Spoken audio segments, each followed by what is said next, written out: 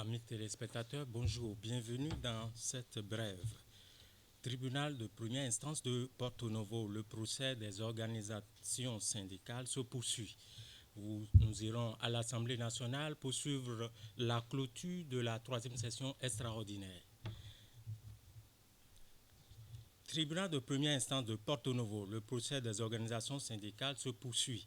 Le lundi 12 octobre 2015, les 4 confédérations et concentrales syndicales, à savoir la CSA de Dieudonné Lokossou, la COSI de Noël Chadaré et de Pascal Todinou et l'UNSTB de Emmanuel Zounon vont se retrouver de rechef à la barre au TPI de Porto Novo dans un procès qui les oppose au sieur Joseph Aïmassé, président du comité des luttes de l'OMI Plateau.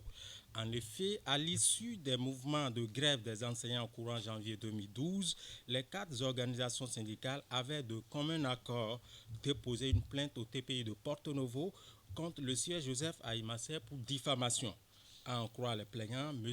Joseph Aïmassé avait écrit et publié que les secrétaires généraux des 10 organisations syndicales avaient touché un montant de 100 millions pour vendre les mouvements des travailleurs.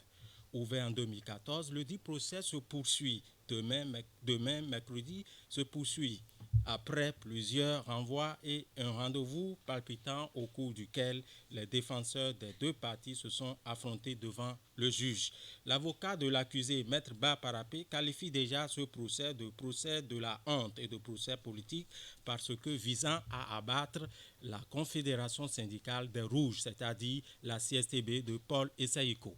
Finissons à présent par la clôture de la 3e session extraordinaire qui va prendre fin demain vendredi à l'Assemblée nationale au Palais des gouverneurs.